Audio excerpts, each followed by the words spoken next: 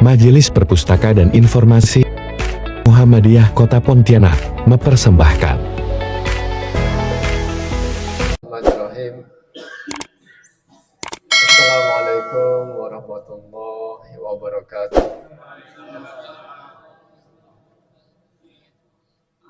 Innal hamdalillah wassalatu wassalamu ala Rasulillah sallallahu alaihi wasallam. Kita bersyukur pada Allah Subhanahu wa taala atas segala nikmatnya. Salawat dan salam pada junjungan besar Nabiullah Muhammad sallallahu alaihi wasallam. Alhamdulillah, pada kesempatan ini kita dapat hadir yaitu di pondok pesantren tahfidz yaitu Darul Hikmah, pondok pesantren tahfidz Muhammadiyah Darul Hikmah, dalam acara pengajian rutin Ahad pagi.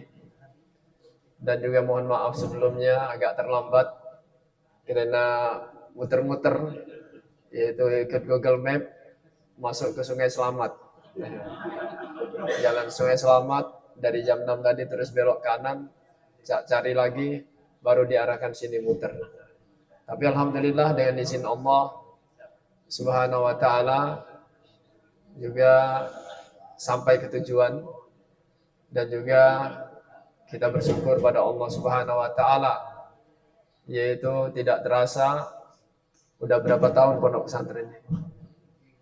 Udah 4 tahun, udah berdiri megah. Mudah-mudahan yaitu tambah maju, yaitu mencetak para hufadzul Quran, yaitu para hufadzul Quran, para penghafal Al-Quran yang disebutkan di dalam hadis Nabi sallallahu alaihi wasallam adalah ahlullah wa khassatuh, yaitu keluarganya Allah Subhanahu wa taala dan juga yaitu dari umatnya, dari hamba-hamba Allah yang khusus.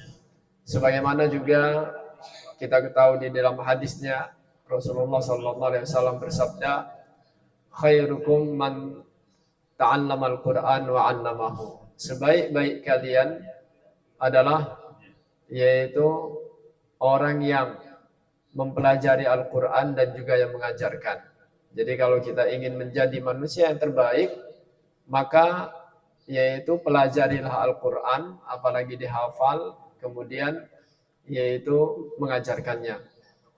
Dan pada kesempatan pagi hari ini kita akan membahas yaitu materi tentang yaitu ragam fitnah.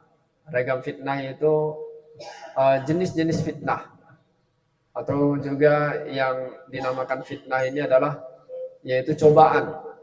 Karena yang namanya kita hidup di dunia ini tidak luput dari fitnah ataupun juga dari cobaan. Sebagaimana kita ketahui, di dunia ini para ulama menyebutkan, diistilahkan darul ikhtibar atau darul imtihan, yaitu tempat cobaan di dunia. Tetapi di akhirat yaitu darul jaza, dinamakan darul jaza, yaitu tempat kita meraih pahalanya. Yaitu karena di akhirat kelak kita tidak ada melakukan amal-amal ibadah lagi, tinggal memperoleh jaza, pahala dari Allah Subhanahu wa taala. Tetapi di dunia ini dikenal dengan darul amal, tempat beramal ataupun darul ikhtibar. Maka fitnah ini yaitu banyak ragamnya, dan yaitu makin banyak dan juga tambah dahsyat pada akhir zaman.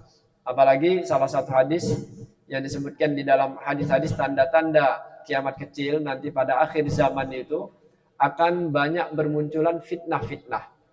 Nah, maka di antara fitnah itu yaitu pada akhir zaman ini tambah banyak yang disebutkan di dalam hadis Nabi sallallahu alaihi wasallam. Di antaranya yaitu yang disebutkan di dalam Al-Qur'an, termasuklah anak, istri dan juga harta, itu juga termasuk fitnah. Yang disebutkan di dalam ayat yang dimaksudkan fitnah di sini adalah termasuk cobaan. Allah Subhanahu wa taala menyebutkan di dalam ayatnya surat At-Taghabun ayat yang ke-15. innama amwalukum wa auladukum fitnah wallahu indahu ajrun azim. Sesungguhnya hartamu dan anak-anakmu adalah cobaan. Makna fitnah di sini adalah termasuk cobaan. Dan di sisi Allah lah yaitu pahala yang besar. Nah, maka ini di antara fitnah-fitnah yang Allah sebutkan di dunia ini, maka harta dan anak keturunan ini adalah fitnah. Bukan berarti yaitu yang disebutkan di dalam ayat, bahkan di dalam ayat yang lain sesungguhnya istri-istri kalian dan anak-anak kalian itu aduan lakum fahdharuhum, yaitu musuh bagi kalian, maka yaitu hati-hatilah terhadap mereka.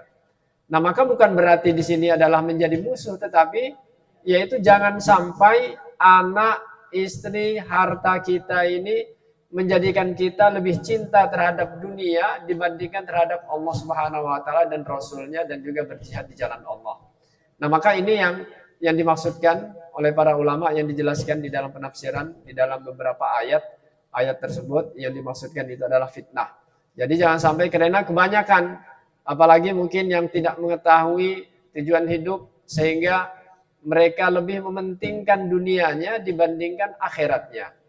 Karena ada kepentingan yaitu lebih cinta terhadap istrinya, lebih cinta terhadap anaknya, lebih cinta terhadap dunianya, maka sehingga melupakan kewajiban-kewajiban kepada Allah Subhanahu wa taala, yaitu kewajiban Allah dan Rasulnya, dan berjihad dan berjuang di jalan Allah dijadikan nomor 2. Nah, maka ini yang dimaksudkan, yang dilarang oleh Allah Subhanahu wa taala di dalam Al-Qur'an, dan juga termasuk adalah yang dinamakan fitnah, yaitu apalagi pada akhir zaman. Karena kebanyakan yaitu pada akhir zaman ini tambah banyaknya fitnah sehingga lebih berat, yaitu yang dihadapi oleh umat akhir zaman ini.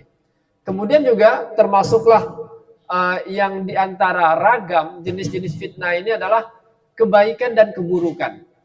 Yaitu fitnah ini bisa berupa kebaikan dan juga bisa berupa keburukan. Maka yaitu Allah Subhanahu wa taala sebutkan juga di dalam Al-Qur'an surat Al-Anbiya ayat 35, yang mana Allah Subhanahu wa taala menyebutkan, kami akan menguji kamu dengan yaitu keburukan dan kebaikan sebagai cobaan yang sebenar-benarnya, dan hanya kepada kamilah yaitu kamu dikembalikan. Nah, maka ini bentuk-bentuk fitnah yang disebutkan oleh Allah Subhanahu wa taala, maknanya adalah cobaan. Di antaranya apa? Keburukan dan kebaikan. Nah, maka kebaikan dalam segala ragamnya, dalam segala jenisnya. Karena kebaikan ini terkadang yang kita peroleh, kemaslahatan dunia yang dapat kita peroleh ini juga terkadang menjadi cobaan bagi kita. Yaitu kekayaan juga yang kita miliki, dan berbagai macam, entah itu pangkat, kedudukan, dan berbagai macam-macam kebaikan. Ini juga yaitu bisa menjadi cobaan bagi kita.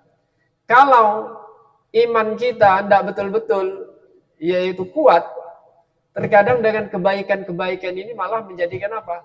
Menjadikan manusia terjerumus. Yaitu berapa banyak orang-orang yang berlimpah hartanya atau mengejar dunia, keuntungan yang besar, sehingga apa? Mengorbankan keimanannya, mengorbankan agamanya. Apalagi keburukan, bahkan mungkin lebih berat lagi keburukan, yaitu berapa banyak orang-orang yang murtad karena karena kekurangan harta, ataupun juga karena yaitu lilitan hutang. Apalagi pada akhir zaman sekarang ini banyak yaitu kasus-kasus yang apalagi yang tambah mudah, seperti pinjaman-pinjaman online, pinjol, dan kan banyak kasus-kasus yang terjadi. Yaitu apalagi bahkan kita temukan di berita-berita itu ada yang sampai bunuh diri karena udah tidak bisa membayar yaitu hutang tersebut.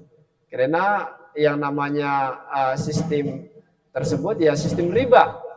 Ya sistem riba ini yang memang tidak menguntungkan dan bahkan merugikan dan bahkan menghancurkan, yaitu dosa yang paling ringan saja disebutkan oleh Rasulullah SAW. Bentuk riba ini adalah apa?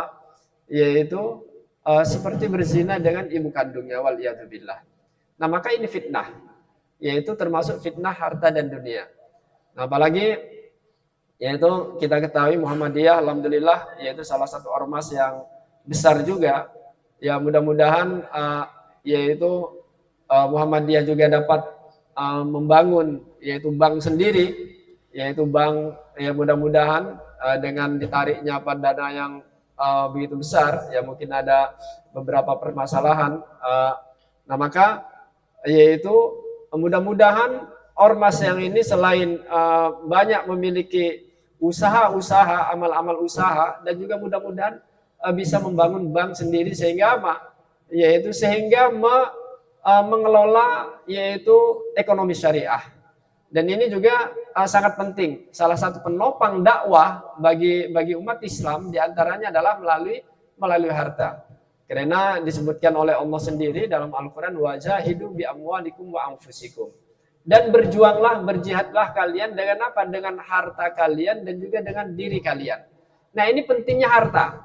Allah Subhanahu wa taala sebutkan di dalam Al-Qur'an, wajahidu bi amwalikum wa anfusikum. Dan berjuanglah, berjihadlah dengan apa? Dengan harta kalian dan jiwa kalian. Kalau kita lihat dalam ayat tersebut yang disebutkan terlebih dahulu oleh Allah, amwalukum. Harta baru anfusakum, barulah jiwa kalian. Nah, ini pentingnya harta, penopang. Yaitu penopang bagi dakwah untuk kemajuan umat.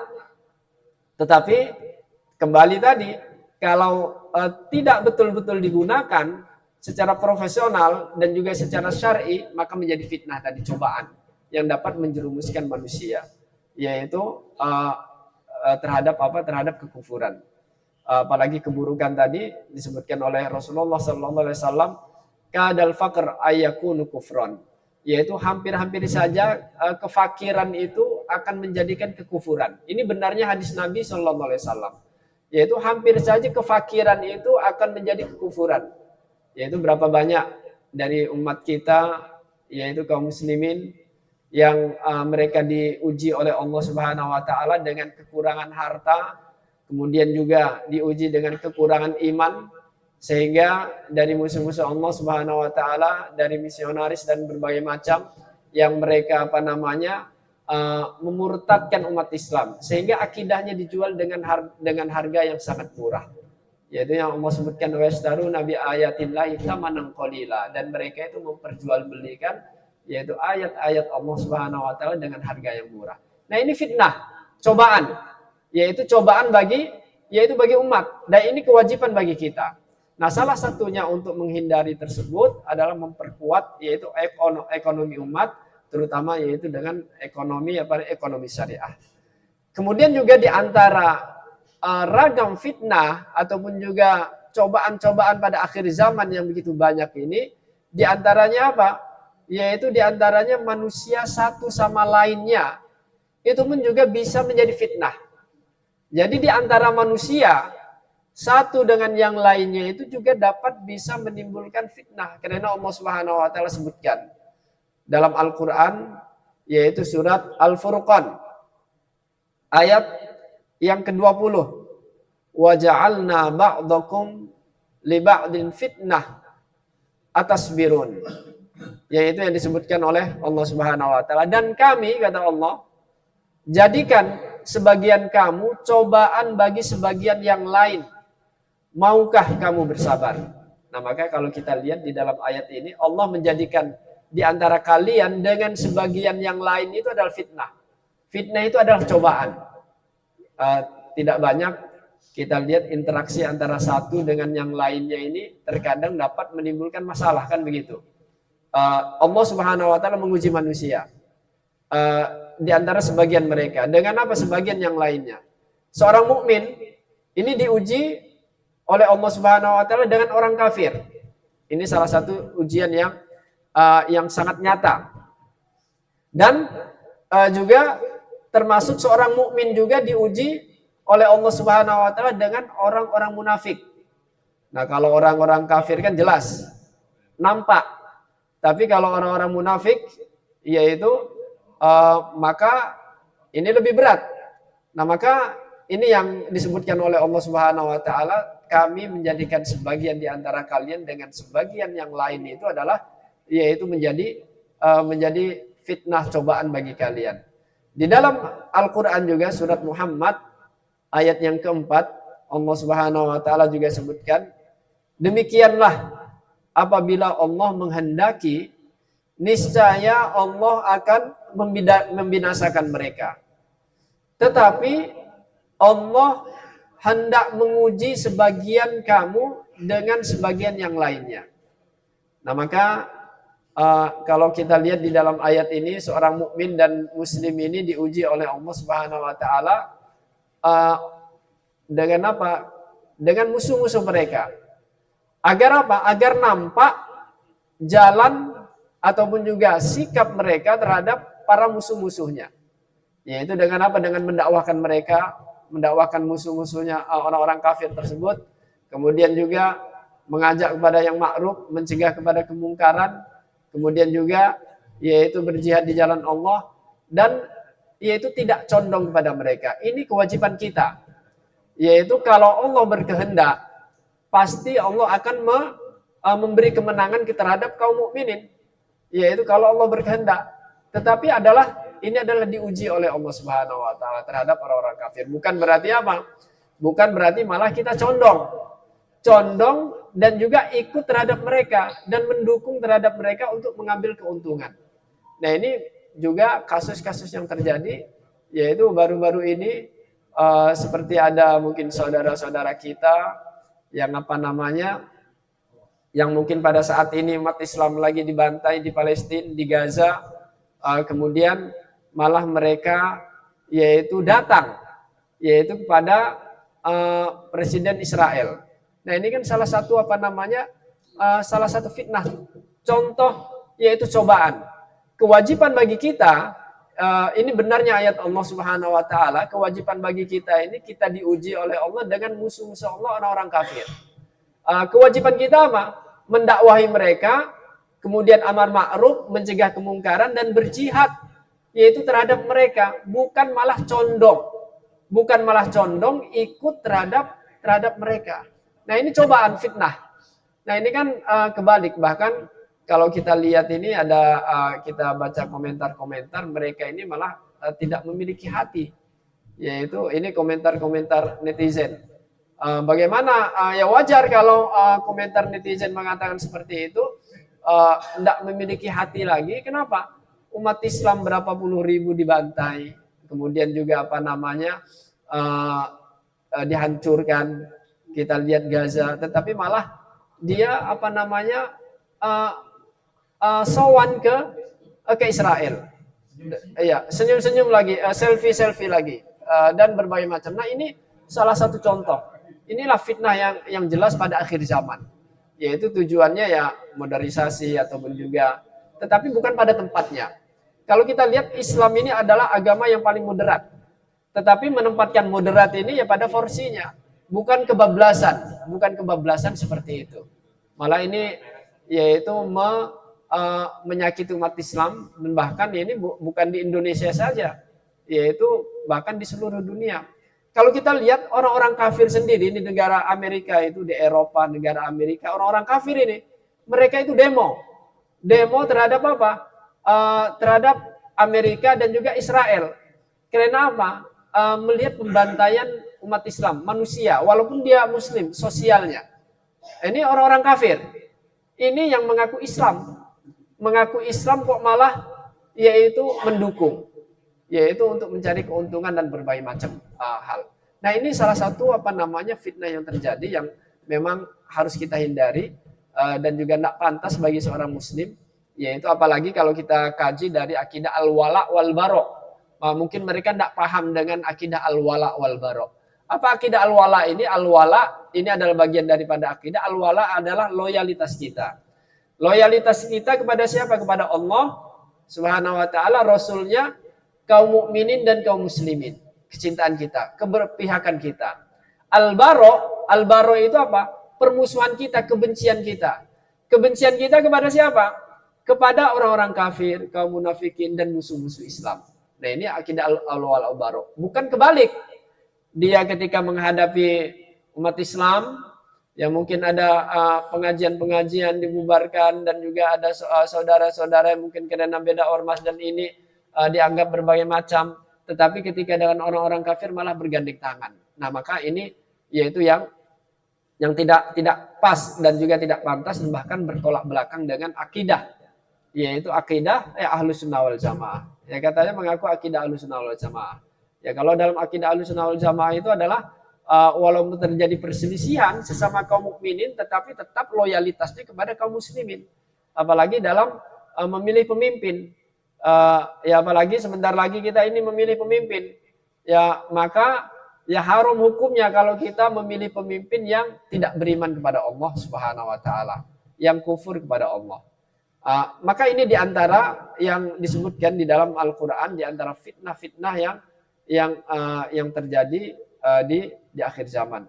Kemudian juga termasuk juga fitnah-fitnah yang bagaimana kita perlu menghadapi hal tersebut, yaitu perlunya kita kesabaran. Walaupun perlunya kesabaran ini bukan kita menerima keseluruhnya, ataupun juga kita berpangku tangan, udahlah kita tidak ada usaha untuk merubah. Yang dimaksudkan di sini adalah yaitu perlu kesabaran, berpegang pada jalan yang telah ditentukan oleh Allah dan Rasul-Nya, sebagaimana yaitu yang dijelaskan oleh para ulama. Rasulullah SAW juga menyebutkan, yaitu akan datang suatu zaman yang mana yaitu orang yang bersabar dari mereka ini di atas agamanya laksana orang yang memegang bara api. Jadi pada akhir zaman ini ketika seorang mukmin, orang yang beriman, dia bersabar terhadap agamanya ini diibaratkan apa, memegang bara api. Yaitu istilahnya cobaannya itu begitu berat. Ketika orang berpegang teguh kepada kebenaran, ini pasti cobaannya sangat banyak. Godaannya pun sangat banyak. Entah itu dicaci atau diintimidasi dan berbagai macam cobaan-cobaan. Karena yaitu Rasulullah SAW juga menyebutkan di dalam hadis, yaitu sesungguhnya di belakang mereka itu kalian nanti ada hari-hari di mana bersabar pada waktu tersebut seperti halnya memegang bara, yaitu memegang bara api. Orang yang beramal di waktu tersebut seperti mendapat pahala 50 orang beramal seperti amal kalian. Nah, ini Rasulullah SAW bersabda dan mengatakan hal tersebut pada zamannya terhadap para sahabat radhiyallahu anhum. Jadi orang yang sabar, yang berpegang kepada kebenaran itu seperti dia memegang menggenggam bara api. Kemudian juga pada saat-saat itu yang banyak fitnah pada akhir zaman, ketika dia melakukan amal soleh, berpegang terhadap kebenaran itu seperti beramal seperti 50 orang di antara kalian. Nah, ini di antara kalian seperti siapa? Apakah seperti umat ini pada zaman Rasulullah SAW sahabat ataupun setelahnya? Maka juga disebutkan, yaitu ada tambahan dalam riwayat lain, wahai Rasulullah, para sahabat bertanya, wahai Rasulullah SAW, yaitu mendapatkan pahala 50 orang dari kami atau dari mereka, yaitu seperti sahabat ataupun juga seperti mereka. Maka apa jawaban Nabi SAW? Yaitu bahkan pahala 50 orang dari kalian. Nah, maka maksudnya apa? Sepadan dengan pahala 50 orang sahabat. Jadi kalau kita lihat amalan-amalan sahabat kan kita ketahui di dalam hadisnya sebaik-baik generasi. Sebagaimana disebutkan oleh Rasulullah SAW dalam hadisnya, khairun nas qarni, tsummal ladzina yalunahum, tsummal ladzina yalunahum. Sebaik-baik manusia itu pada zamanku, kata Nabi. Berarti sahabat radhiyallahu anhu, karena didikan langsung dari Rasulullah sallallahu alaihi wasallam. Kemudian setelah mereka, setelah sahabat tabi'in. Kemudian setelah mereka tabi'in.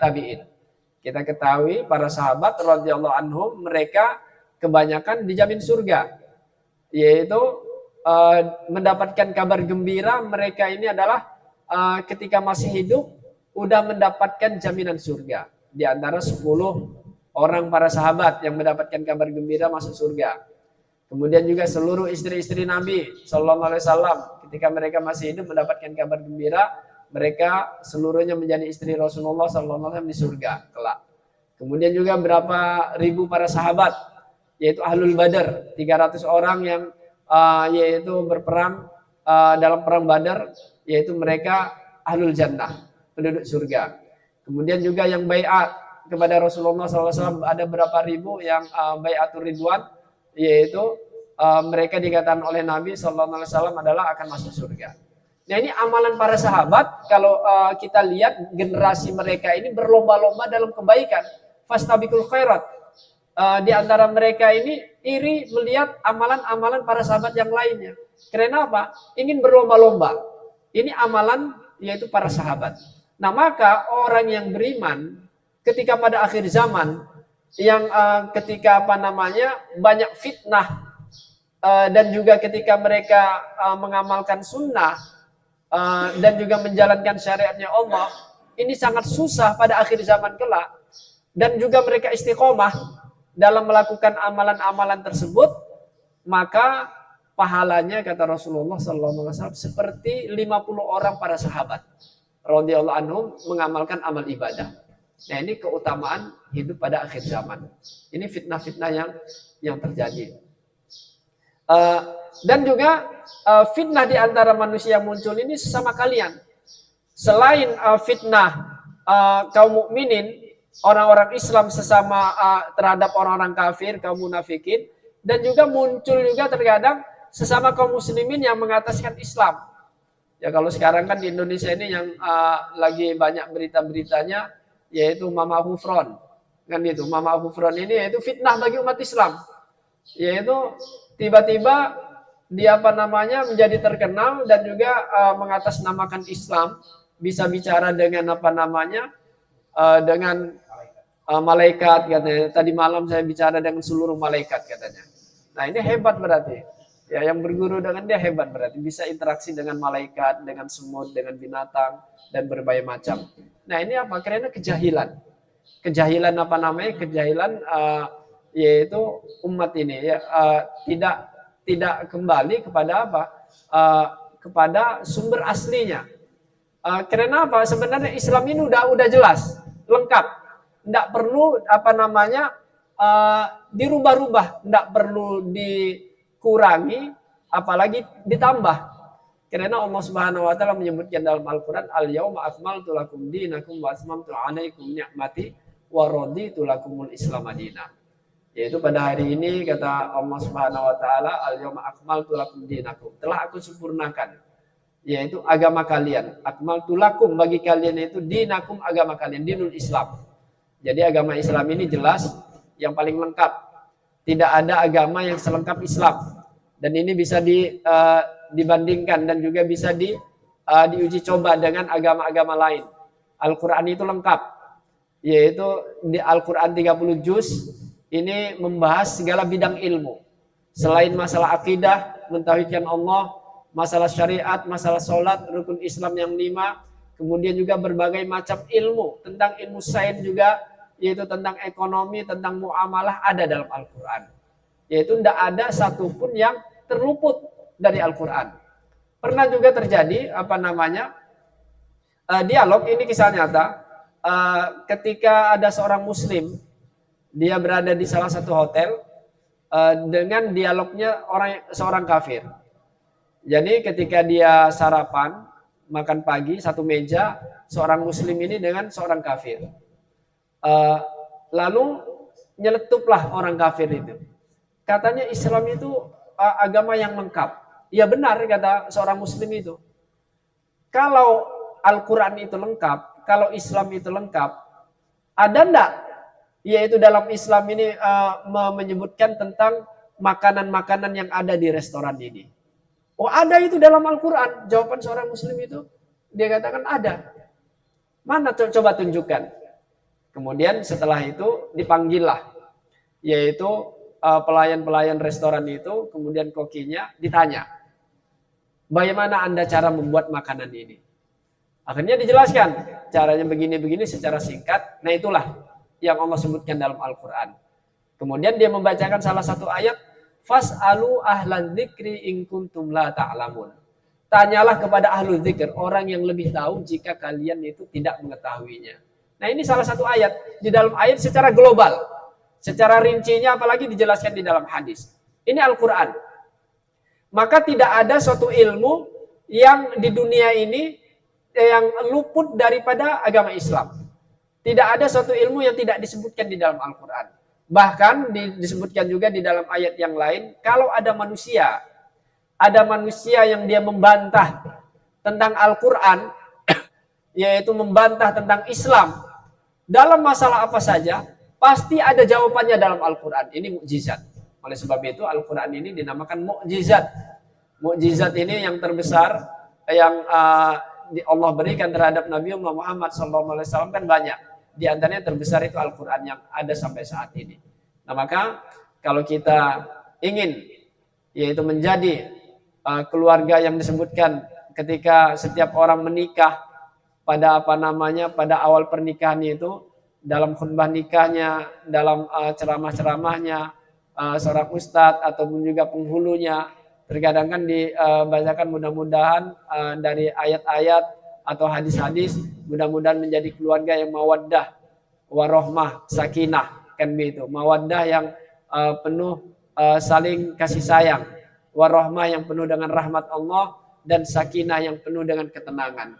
Nah maka kalau ingin menjadi keluarga yang betul-betul mawaddah, bukan berarti hanya untuk orang menikah ini, yang udah lama juga menikah, yang udah punya anak cucu juga, ini tetap kita jaga mawaddah warohmah, bukan untuk pengantin baru saja. Nah tetapi yaitu kalau kita ingin menjadi keluarga yang betul-betul seperti yang diajarkan oleh Rasulullah SAW, yang disebutkan di dalam hadisnya, baiti jannati, rumahku adalah surgaku, kata Nabi SAW, maka kembali kepada Al-Quran. Yaitu jadikan Al-Quran ini pedoman hidup kita. Yaitu kalau kita lihat para sahabat radhiyallahu anhum, mereka dulu itu metode cara mempelajari Al-Quran, mereka pelajari 10 ayat. Pelajari 10 ayat, kemudian juga mereka amalkan 10 ayat. Kemudian 10 ayat lagi setelah itu, 10 ayat mereka pelajari lagi dan diamalkan. Setelah diamalkan mereka pelajari lagi 10 ayat. Ini betul di para sahabat radhiyallahu anhum.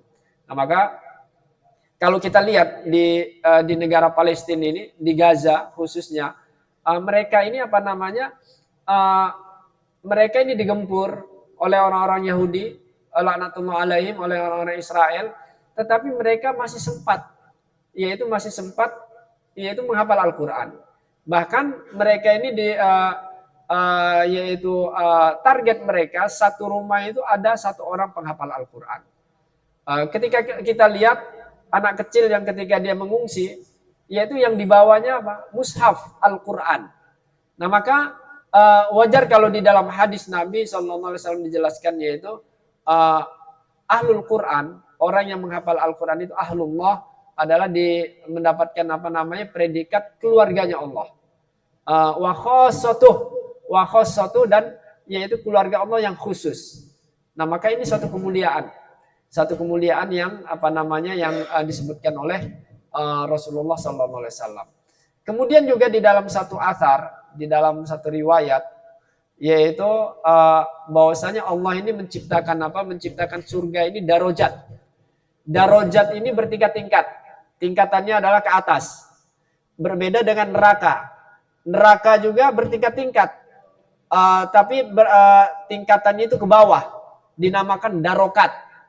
Kalau darajat itu tingkatannya ke atas, itu surga.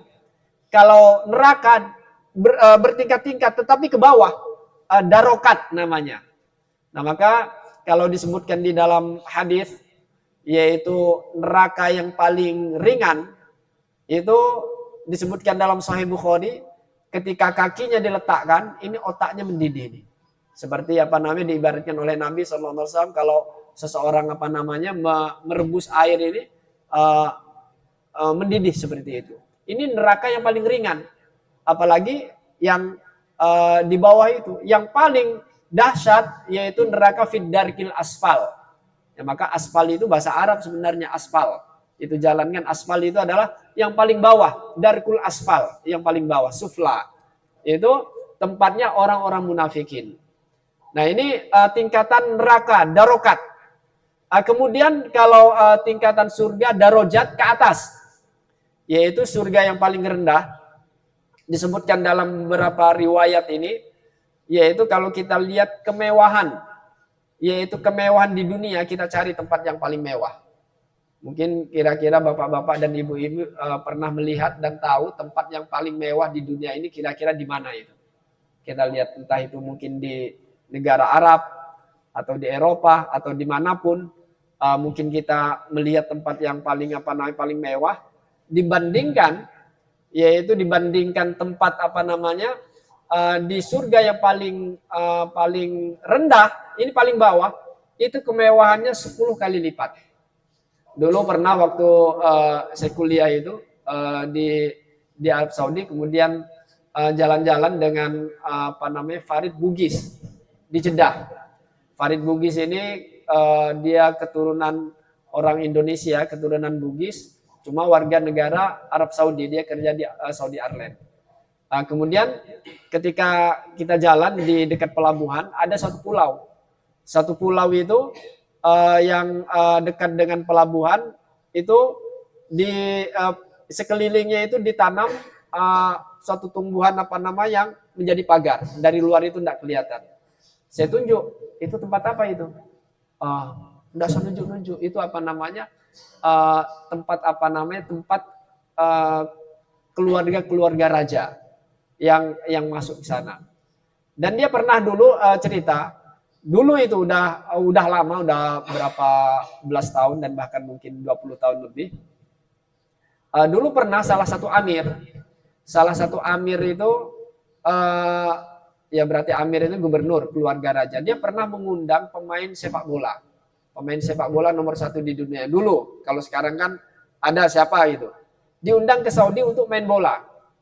Kemudian diajaklah dia jalan-jalan ke tempat-tempat ya istana-istana. Kalau di Arab Saudi itu kan rajanya kan punya istana setiap kota. Kalau di Madinah itu di belakang ada gunung yang diratakan di dekat percetakan mushaf Al-Qur'an. Kemudian itu istananya. Kalau di Mekah itu kan di Jabal di samping Ka'bah, di Riyadh dan di berbagai macam tempat di setiap kota. Kemudian dia ajak jalan-jalan. Kemudian apa komentar pemain bola itu? Dia berkomentar, selama saya keliling dunia katanya, saya belum menemukan tempat yang paling mewah kecuali di sini katanya. Ya dia sendiri tidak tahu di mana. Karena dia juga punya istana di bawah Laut Merah. Kalau dulu perang Teluk kan, ya mereka itu ya keluarga raja itu ya bersembunyinya di bawah Laut Merah. Mereka punya istana di sana. Nah itu komentarnya. Selama dia keliling dunia belum pernah menemukan tempat yang paling mewah. Baru di sini katanya. Nah oke lah di Arab Saudi atau negara mana. Paling mewah. Dibandingkan surga yang paling rendah ini, itu 10 kali lipatnya. Lebih mewah, itu surga yang paling rendah. Kemudian dalam riwayat lain, setelah Allah Subhanahu wa Ta'ala yaitu mendatangi penduduk surga yang paling rendah ini, mereka ditanya oleh Allah, apakah kalian puas dengan kenikmatanku yang aku berikan kepada kalian? Jawaban mereka, ya tentu ya Allah. Maukah aku berikan kalian, yaitu kenikmatan lagi, aku tambah kenikmatan lagi, kata Allah Subhanahu wa Ta'ala. Tentu mereka mau. Maka apa kata Allah Subhanahu wa Ta'ala? Pikirkanlah oleh kalian, yaitu apa yang kalian inginkan. Kemudian penduduk surga yang paling rendah ini, mereka memikirkan apa yang mereka inginkan lagi. Padahal dibandingkan di dunia itu 10 kali lipatnya. Maka setiap penduduk surga yang mereka berangan-angan menginginkan kenikmatan itu, akhirnya Allah beri lagi 10 kali lipat lagi. Apa yang mereka angan-angankan. Nah ini surga yang paling rendah. Apalagi di atasnya. Maka yang paling tinggi ini adalah namanya surga Firdaus. Yang kita diajarkan oleh Nabi SAW. Fa'idha da'auta fad'ullah jannatal firdausal a'la. Apabila Anda, kata Nabi SAW, berdoa, mintalah kepada Allah surga firdaus yang paling tinggi. Nah ini yang diajarkan Nabi. Maka kalau penduduk surga firdaus yang paling tinggi ini, dia bisa berziarah, berkunjung kepada surga yang paling rendah di bawahnya. Tapi kalau penduduk surga yang paling rendah, dia tidak bisa berkunjung ke surga yang paling atas. Kenapa? Karena wajar kalau dia berkunjung ke surga yang paling atas, kan dia akan melihat kenikmatan dan merasakan nikmat yang padahal amal dia tidak cukup. Nah itu yang disebutkan oleh Nabi. Kalau yang paling atas bisa saja, kenapa? Dia udah paling nikmat, paling mewah. Kalau dia ke bawah ya tidak seberapanya dibandingkan dengan surganya dia. Nah ini yang disebutkan oleh Nabi. Nah maka yaitu di dalam asar yang lain, yaitu kelak ada seruan di yaumul kiamah. Apa kata disebutkan dalam asar riwayat? Asar itu sebagian ulama hadis mengatakan hadis sama dengan hadis. Ada sebagian ulama mengatakan dia adalah perkataan sahabat. Itu asar yang disebutkan oleh para ulama hadis. Maka kelak ada seruan iqra wartaqi. Bacalah dan naiklah. Sesungguhnya yaitu kalian itu akan ditempatkan oleh Allah berdasarkan bacaan-bacaan Al-Quran ketika di dunia. Nah maka ketika seorang mukmin nanti diperintahkan oleh Allah untuk masuk ke surga, ini berdasarkan bacaan-bacaan ayat Al-Qurannya ketika di dunia. Ketika di dunia dia banyak membaca Al-Quran, berkali-kali menghafalkan Al-Quran, terus naik. Kalau dia banyak, yaitu membaca. Padahal membaca saja, apalagi menghafal. Kalau disebutkan dalam hadis, yaitu orang-orang yang menghafal Al-Quran itu dan membacanya, ma'al kiromil baroroh. Dia akan ditempatkan bersama para malaikat yang mulia. Dia menghafal dan membacanya. Kemudian dia yang membaca Al-Quran wayatata, kata Nabi, dan dia membaca Al-Quran dan dia terbata-bata, tidak lancar bacaannya. Ya tajwidnya panjang pendeknya juga enggak, tapi dia tetap membaca. Falahu ajron, dia akan mendapatkan 2 pahala. Nah ini keutamaan membaca Al-Quran. Nah maka kalau dia banyak baca Al-Quran, walaupun dia tidak hafal, kelak tingkatan surganya tinggi. Ya kalau dia pertengahan, ya ya di pertengahan juga surganya. Kalau sedikit bacaan Al-Qurannya di dunia, ya ditempatkan di situlah. Ya bagaimana kalau orang yang tidak pernah baca Al-Quran? Nah bagian mana itu? Wallahu a'lam itu. Ya tinggal dijawab sendiri aja. Nah ini dalam asar yang lain, sesungguhnya Allah menciptakan surga darajat yang bertingkat-tingkat ke atas itu, yaitu berdasarkan ayat-ayat Al-Quran. Nah maka ini keutamaannya. Kalau kita ingin meraih, ditempatkan oleh Allah di tempat yang mulia, yaitu di akhirat kelak di surganya Allah Subhanahu Wa Taala, yaitu perbanyak baca Al-Quran. Apalagi akhir zaman ini yang memang penuh dengan fitnah dan juga pesan Rasulullah SAW. Yaitu kalau kalian nanti pada akhir zaman banyak menemukan fitnah-fitnah, cobaan dan berbagai macam, maka berpegang teguhlah yaitu kepada kitabullah, yaitu kitabullah Al-Quran dan juga sunnah Nabi SAW, yaitu dan juga berpegang teguh dan gigitlah dengan gigi geraham kalian. Istilahnya dengan gigi geraham ini yaitu peganglah erat-erat dan juga tetap istiqomah. Karena yang namanya istiqomah ini juga tidak juga mudah. Juga terkadang kalau tidak betul-betul kita tergoda oleh dunia, apalagi yang memang godaan dunia ini sangat menggoda bagi kita. Apalagi pada akhir zaman ini banyak cobaan-cobaan yang kita temui. Mudah-mudahan kita dapat selalu istiqomah di atas jalan Allah Subhanahu Wa Taala. Dan juga mudah-mudahan kita yaitu selalu berpegang teguh kepada tali Allah Subhanahu Wa Taala, agama Allah Subhanahu Wa Taala, dan juga mudah-mudahan kita selalu berinteraksi dengan Al-Quran. Kalau kita ingin menjadi umat Nabi Muhammad SAW yang dicintai oleh Allah Subhanahu Wa Taala, maka pelajari Al-Quran. Karena Rasulullah SAW bersabda tadi, khairukum man ta'allama Al-Quran wa 'allamahu. Sebaik-baik kalian itu adalah yang mempelajari Al-Quran dan juga yang mengajarkannya. Subhanakallahumma wa bihamdika asyhadu an la ilaha illa anta astaghfiruka wa atubu ilaik. Assalamualaikum warahmatullahi wabarakatuh.